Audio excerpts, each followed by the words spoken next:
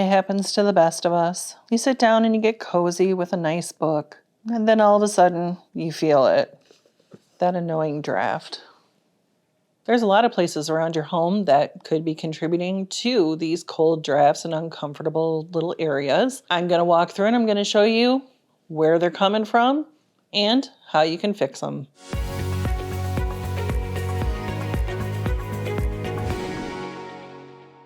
What are some signs and symptoms that you do have an issue with drafts in your home? There are little tips and tricks that you can use to really identify and narrow down where that's coming from. First of all, you can use an incense stick, or you can light a match and blow it out. Essentially what you want is something that's going to produce smoke. Then you can take that over to your windows, your outlets, to see if there's any movement in the smoke, because that is going to represent air movement, obviously. That's a good way to detect those air leaks. Another thing that you can do comes right down to touch. Take off your socks, walk around on your floor. Do areas of your floor feel colder than others? That's another place where air could be leaking into your home. Now, not everybody has access to one, but if you do have a thermal imaging camera, you would be able to see temperature differences in the room, which is also an indication of where air is leaking in. Finally, you can also get an energy audit of your home. That auditor is going to be able to pick up all of the places where air is leaking in and help you come up with a plan to tackle those issues. Now, the first big thing that we're going to talk about is poor insulation. Let's talk about your walls first. Are they cold to the touch? Do you feel air movement around the baseboards? Like I said, those outlets, light switches. Those are great indications that there is not good insulation in those walls. I have 3 examples here of outlets and switches that could be allowing air to infiltrate your home. It's because there's not a lot of great wall insulation around these areas. You have a couple of options at your disposal here. One, you can get these little foam pads. Those are made specifically to block any kind of air from getting inside the home. You can also use special canned foam and caulk that's made specifically to go around electrical boxes in the wall. The other option is to add foam insulation to your walls as a whole, because that will also help block any air from infiltrating in and out of your outlets and light switches. How about that attic? Essentially, if the attic's not well insulated, it's going to pull all your warm air up into the attic space. Once it moves up there, the rest of your home is uncomfortable, but it's also going to be causing some damage because this leads to the formation of ice dams. Hot air rises, snow on the roof melts.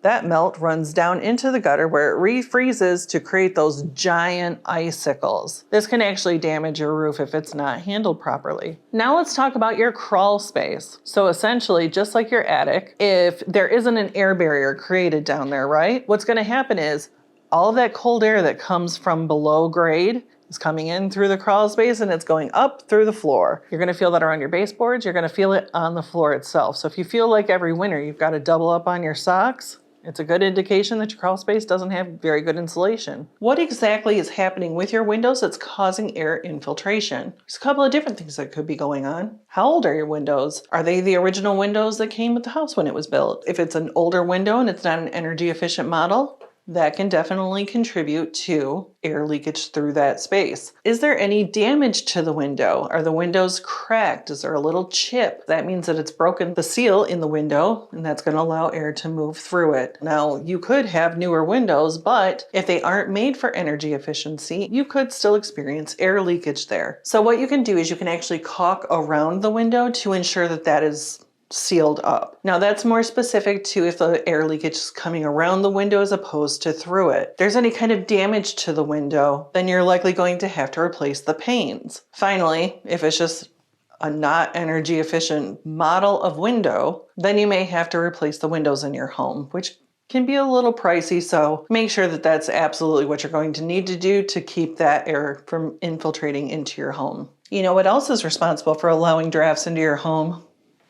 Your doors. Now granted, this isn't an exterior door, but it's a good one for me to use to show you an example. If your doors weren't installed properly or they're not the correct size for the opening in your home where the doors were going to be installed, you're going to want to look for gaps. Now if there's a gap around the door, you're going to want to use weather stripping to make sure that you seal those gaps. Another place to look for gaps is going to be at the bottom of the door. If your exterior door does have gaps, then you would want to use a door sock or a door sweep. That's going to make sure that no air passes underneath the door. So how do you fix this? Obviously, adding insulation does help, but if you want to make sure that you completely block those drafts that are caused by poor insulation, creating an air seal and sealing the building envelope is the best way to get that done. Spray foam insulation in your attic and in the crawl space will air seal those spaces so you don't have to worry about air escaping or coming in through those areas. Now, if you use something like injection foam, RetroFoam specifically, in your walls, that's going to seal the rest of the building envelope. That's going to ensure that no air is coming in and no air is leaking out, thus getting rid of those pesky drafts. We discussed a lot of different things as far as identifying and fixing those drafts in your home. If you've decided that foam insulation is the way to go to seal that building envelope, check out the Find a Dealer page on our website. There you can find a RetroFoam dealer who can come in and help make your home more comfortable. I'm your building science brainiac reminding you to bring a little science to every project.